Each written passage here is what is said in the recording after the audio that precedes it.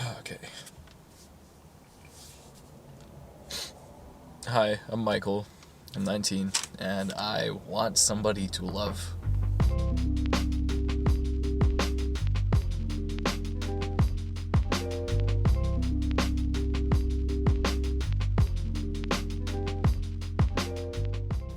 I deeply crave it. It's such a such a huge thing. I feel like so something I realized, right, because I've been thinking a lot about why I crave it, like if it's even worth thinking about, like because it's definitely taking an emotional toll, like because yeah, I don't know, it's just an emotional thing. And I realized that everybody craves intimacy. Like a lot of people, a lot of men, um we want that, especially from a woman. Like not sexually, sure, but not just sexually. Like it's we crave companionship in that sense. And the reason why I started this YouTube channel, or not the reason why I started the channel, but the reason why I started making these types of videos is heavily inspired by Hamza. I'll link his channel. That dude, I'm kind of copying his content, but at the same time, this is therapeutic. It's therapeutic for me because this is self-reflecting in itself. It's like self-journaling, except I get to share it with you, and you can respond however you want to. And I think that can be really healthy. I feel like that could be really healthy for me. Like if I get a negative comment, I could self-evaluate, like if that's just, like, because every time you get criticism, your ego comes out, right? Like your ego tries to protect you. Like, okay, I'll give you an example. My brother, he um he texted me, like, responding to my story because I posted it. I posted a story of me skateboarding, and then he was like, bro, you didn't pop blah blah blah, you could have done this and this. And at first I was thinking, like, what is this guy now? He doesn't skate. And then I was like, wait, let's take a step back. That's my ego trying to protect me. I was like, wait a minute. That's so, and then I took a step back. I was like, okay, he's just trying to help me out. Like, he's just trying to give me tips. And then I told him, like, oh, I appreciate it, thanks. um but yeah, I feel like a lot of people, we can be ignorant in that sense. Like, we could just ignore actually valid and valuable advice and insights just because of our ego, just because it's something that we're sensitive about, or something that opposes us. Big tangent. Okay.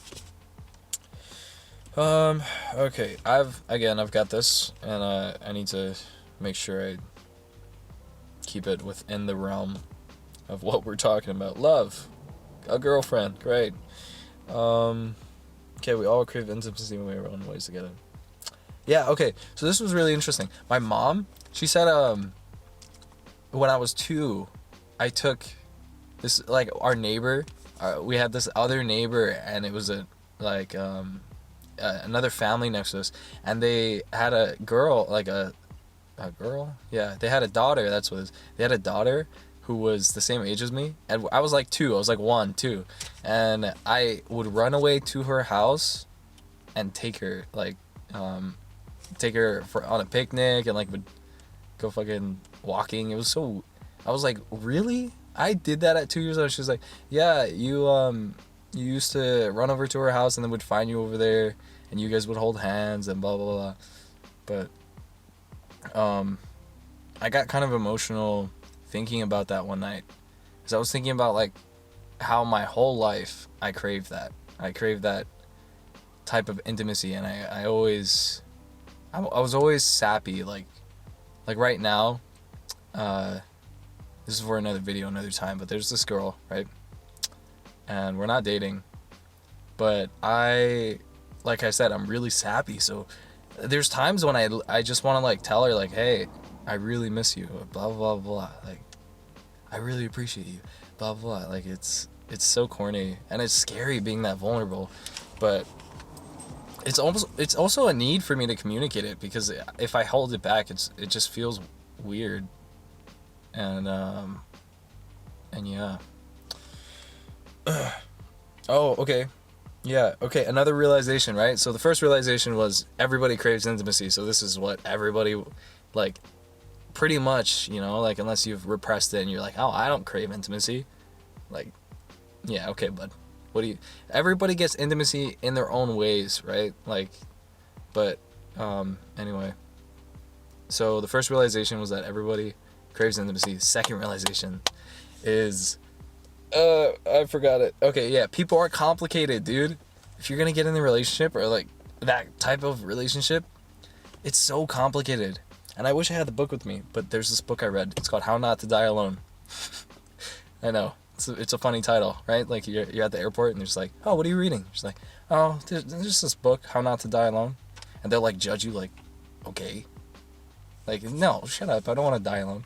Anyway.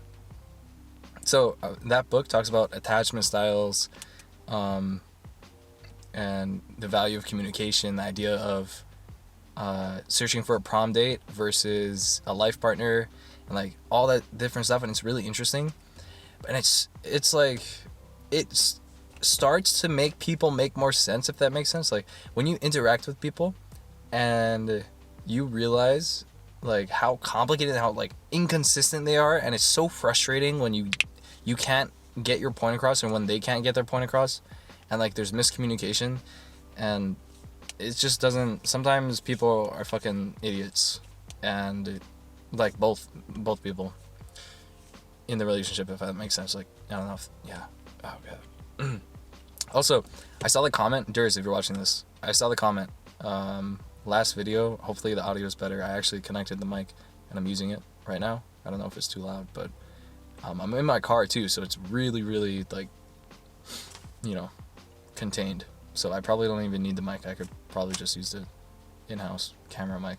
Anyway, a lot of tangents. Okay.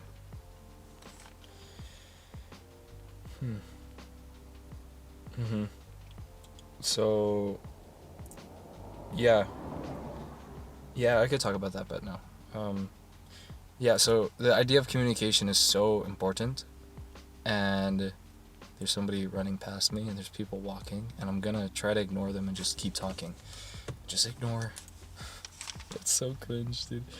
Oh man, I'll get better at it. I'll get better at talking to the camera in public. This is something I want to do. Imagine if I could go up to like and sit somewhere beautiful, like a really nice shot that's near the public eye, and just talk, and just, you know, maybe I'll have like an interaction there, and they'll be like, oh, what are you talking about, blah blah blah, and then we'll have a conversation. It would be a part of the video. Like, that would be actually really cool. And I want to get out of my comfort zone, you know. This is out of my comfort zone, and just get better at life, I guess. You don't want to, the way I see it, you don't want to contain yourself. Like, you don't want to live in an echo chamber. You want to get yourself at least some level of discomfort so that you know, you can see what's out there. I just started reading this other book. It's called My Life is a Houseboat, or no, Your Mind is a Houseboat, and it's a really good book. I started watching him on YouTube. He's like a self-help channel, I guess. This is what this is too. Self-reflecting, introspection, you know, internal work, talking about things like trauma and mindfulness and meditation. But he deals with like productivity. I'll link his channel too. His name is Struthless, and he's really, really informative, and I really like his videos and his content. So I got his book, and the book talks about mental health and how it uses a bunch of metaphors to describe your mind. And basically, the reason why this is relevant, right, is because the houseboat is your mind, and the ocean is what like you choose to experience. So you could go to different islands, or you could just stay in one place, and like things will come your way in the ocean that you have no control over, and you have to deal with that in your houseboat. This is your mind, right? Like, everything else around you don't have control over. Like, a meteor could hit me right now, and like I could be alive for 20 more minutes, and how I live that 20 minutes, you know, is up to me, even though that's really graphic. Oh, yeah, okay, communication, yeah, okay, Jesus. Right, so communication. Communication. Okay, yeah, I was practicing communication, and I learned this other thing from this other guy that you might want to check out. His name is Dr. K. His YouTube channel is Healthy Gamer GG. He deals with gaming addiction, and and like he talks about a lot of stuff, but it's kind of the same thing, like introspection, like self-help, things like this.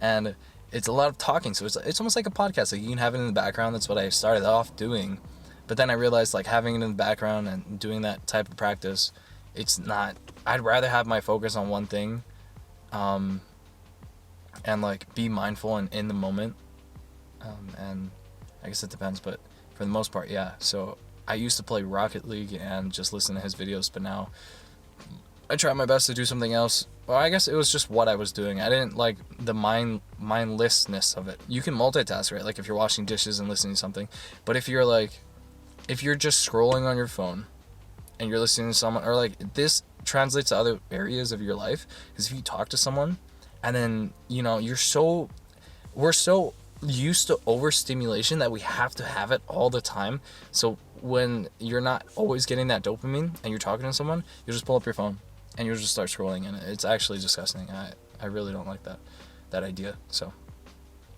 but he taught me, Dr. K taught me a little bit about communication. He's a therapist, kind of. He's like a doctor and a therapist and a monk. He went to Harvard, and he's done stuff. He's had a life, and he relates to us as gamers, and he puts that in gaming terms too, like the idea of strategizing and all that. But right, so yeah, I'm sorry. This is a really long video, and I'm just gonna let it take it where it takes us, because in the end this is kind of just like a journal for me, and if you like it, you like it. If you don't, you don't. If you want to give me feedback, that's awesome. But at the end of the day, I'm just gonna go on all the tangents. I'm just gonna go on them as much as possible. I'm gonna stick to the subject, right? The idea of wanting somebody to love. But yeah, this is kind of the same thing as when I was on Twitch. Like I would talk like this, and people would enjoy it. It's people say that, like, I have a soothing voice. I know it's kind of weird to say, but people would say that. And so that, that boosted my ego a little bit. Like, okay, now I'm a little more comfortable talking, and I feel like I have things to say. So I feel like my opinion is valuable. My insight. What up with that? Communication, Jesus. All right. It's so simple. Like obviously, right? I'm gonna say this, and you're like, yeah, duh. Communication. No, but listen, okay? Listen. That's it. Listening. You start by listening. You can learn how to get your point across better after you listen. You have to, like, it's so crazy. People, even I, like, everybody has done this. You're having a conversation, and my voice, midway through them talking, you'll cut them off, or not cut them off. You'll start formulating your own response, right? You assume you know what they're saying. You start formulating your own response, and then you give it to them, and it's like half-baked because you didn't really hear what they said, and then that goes back and back and back, and it's all miscommunication, and it just doesn't lead to really understanding that person. Like, you have to try to reflect back to them what you heard and check in, like, hey, I know it's really weird, but check in with them. Say, like, hey, this is what I heard. Is that what you said? This is what I heard. Is that what you said? Someone says, yeah, my dog died. I'm really, really sad about that. And then you instead of saying, like, oh yeah, I used to have a dog, or like, oh yeah, don't be sad, be happy. Fucking no, dude. Try to reflect back to them and understand. Just tell them, just communicate to them that you heard them and you understand. Like, oh, dude, that sucks that your dog died. What do you mean by sad? Like, how sad are you? Just like things like that, just like questions, trying to really understand them, and they'll feel heard. And then when they feel like you understand them, they're way more likely to listen to what you have to say. And it just goes back and forth like that. And I thought that was really cool. And I've been practicing it with people that I interact with, and it's been working out really well. And another thing, all right, so first realization was that everybody is seeking intimacy. The second realization was people are complicated, and I've been learning about different things, and like, oh god, different things, and this idea that you have to be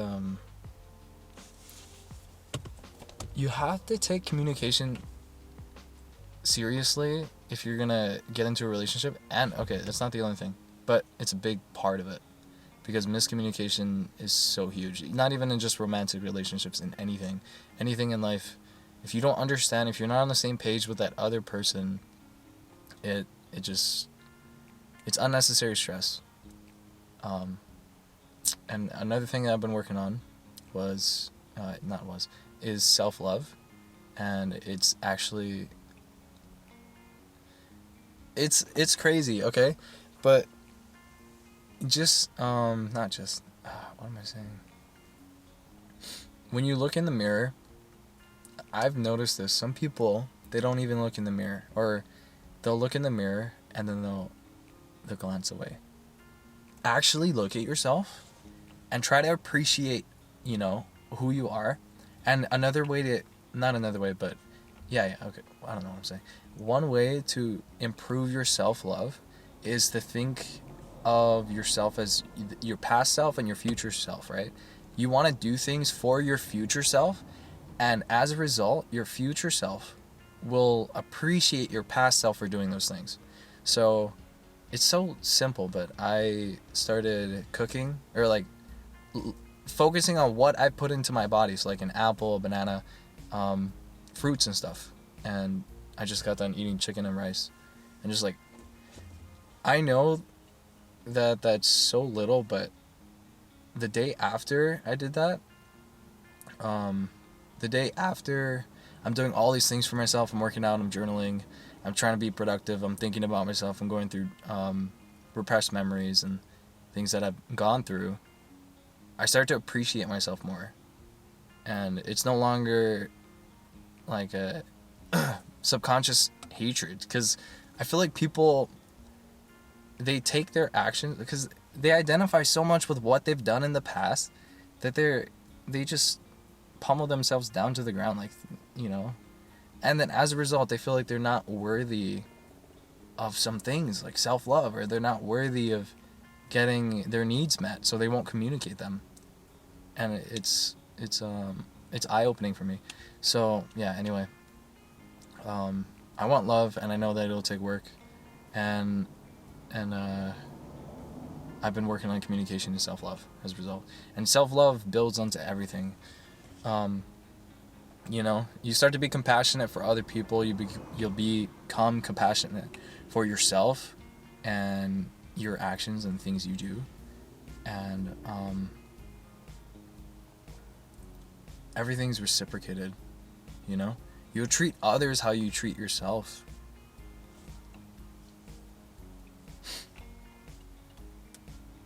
It's crazy. I've really been trying to be more compassionate towards others, like in my mind, because I feel like I was always a lot more judgmental to myself, and I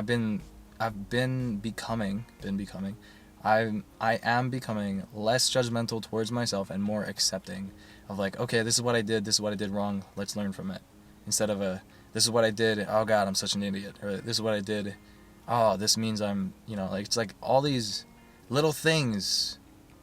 Oh, they almost got into an accident. I was just looking at my mirrors. All these little things that you internalize, you don't realize that you internalize all these things, and they'll amount to your self-love. They'll amount to things like that. And if you're gonna seek intimacy and companionship, like the 50-50, you're in it halfway, they're in it, you're half of the relationship. So if you can't love yourself, like, and you expect them to love you and provide that extra reassurance to yourself, like, oh yeah, you're worthy of love, and like, yeah, you keep asking them, like, oh, am I handsome, and they're like, yeah, you're handsome, and it becomes taxing on that person if you can't take care of yourself that way, having self-love and being able to communicate.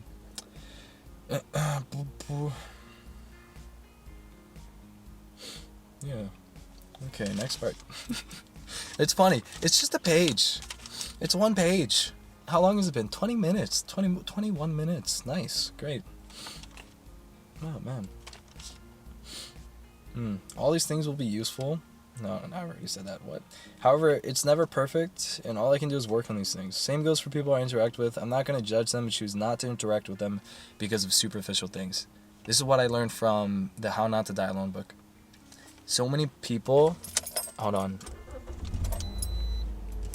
I'm going to turn on the AC because it's hot. So many people... Not so many people. What? Or I guess... No. It's so common for people to dismiss potential partners because of stupid things like, oh, they don't skate, all right, let's not talk to them, or, you know, oh, their fucking favorite food isn't this, or like, oh, they don't like Chinese food, or oh, they don't play tennis, or they don't like partying. It's not... I feel like in a lot of ways we never really know who our potential partner could be. Like Dr. K, the guy from Healthy Gamer GG that I was talking about, the YouTuber that taught me how to communicate a little bit better. His wife is Indian. He's Indian. And it's funny because he always imagined himself not to be... It was just one standard. He said, all right, I'm not going to date another Indian. I don't want that culture, blah, blah, blah, blah. I'm just not gonna do it. And then he ends up finding like a really nice, beautiful, understanding Indian woman, and they're together, and it's a healthy relationship, so far as I know. I don't know, but it looks really healthy, and yeah. So I guess that's my point. Like, you could be like, I don't like them skinny, or I don't like them fat, but it's to a certain extent, like. I think it's important that you're attracted to them, but there's another example. There's this, I forget their name, but there's this couple YouTube channel. They're kind of famous. There's a disabled man, and he's in a wheelchair, and he's kind of small, like, you know, like not a midget, but, you know, like just disabled, and I don't know what it's called, but his body dysmorphia or something. And his wife is really, really hot. She's a really attractive woman, and their comments are always flooded, or she was talking about this, how their comments are always flooded with how she's doing him a favor, you know? But it's not that way. Like, they're meeting each other's needs. They're having talks, and he provides something for her that people don't realize, you know? And I think it's something that people need to understand, and that's the reason why self-love... Oh my god, my camera dropped, I'm sorry. You liked looking at the top of my head for a little bit? I mean, you're probably not looking, you're probably just... I don't know what you're doing. I don't know if you're watching. I'm gonna watch this in the future, that's for sure.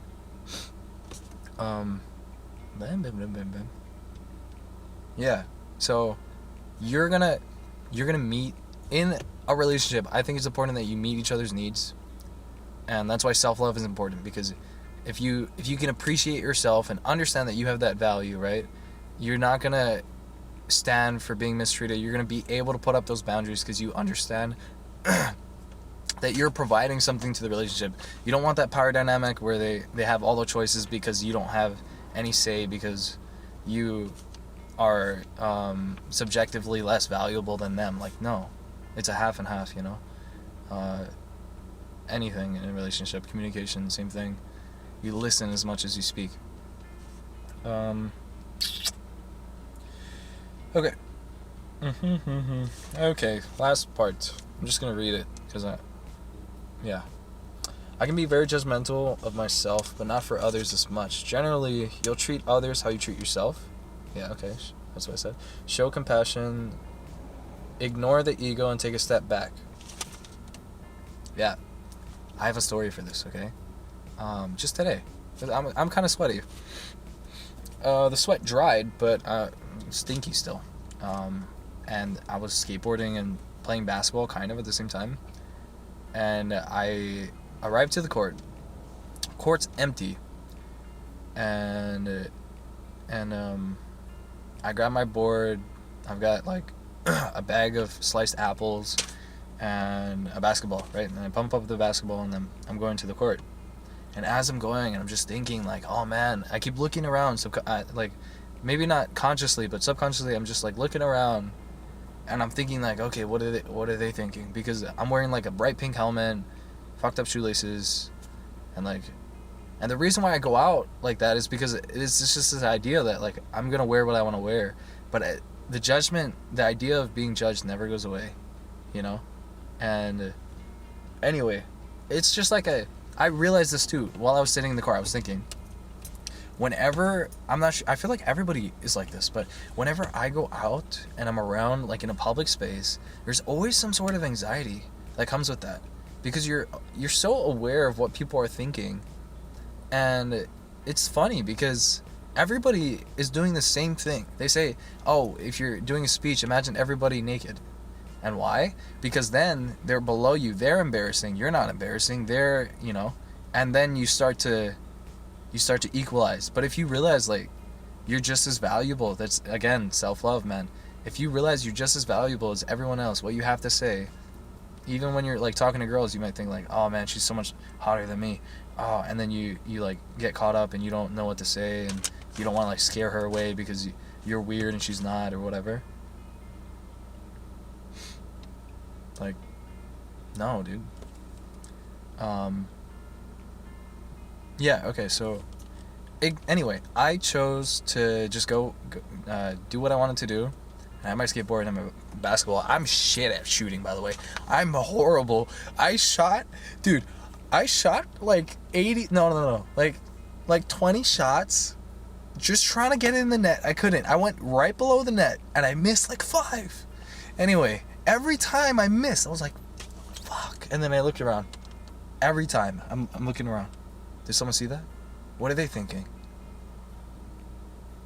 And I was thinking to myself, like, this would be so much more enjoyable if I didn't have that feeling. Even though the courts are empty, even though the parking lot's basically empty, you know, I'm so aware of what people, you know, if they're looking at me or not. And sometimes if we could just be more, it's kind of weird because you're being more mindful at the same time, but you're also, yeah, you're also not being as mindful in the activity you're doing. You're like getting sidetracked by the idea of what other people are thinking. You're never gonna know what other people are thinking unless they tell you. You're never gonna know. There's no point, like, you know. Everybody wants to be accepted, though, validation and all that. So I was just taking forever. 28 minutes. I ignored my ego and I just went out and had fun, and I invented something. I tried something new and it was so sick. I call it skateballing.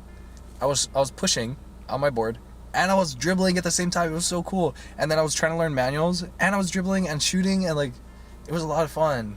It was a lot of work too, like, physically, but yeah, imagine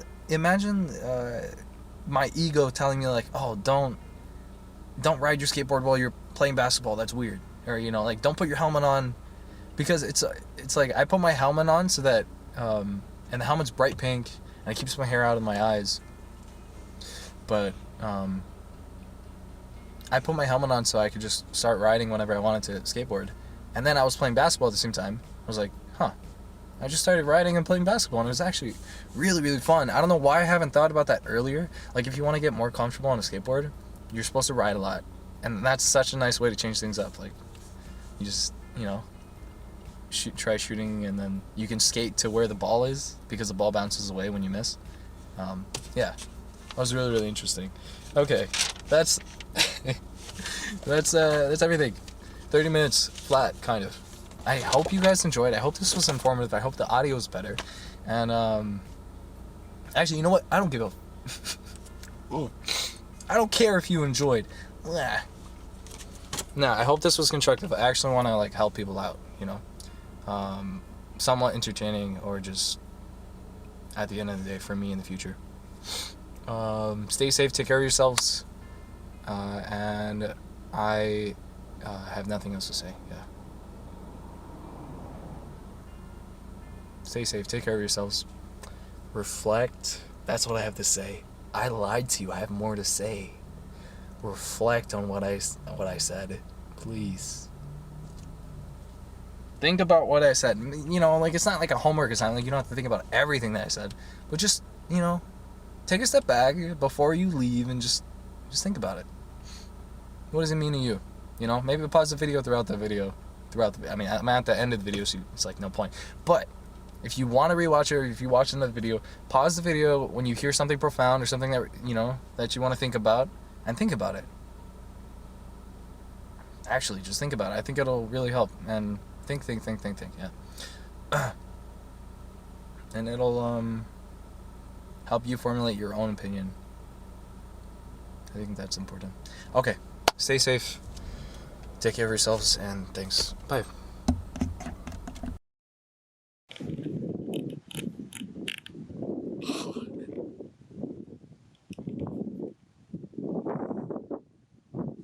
Dude,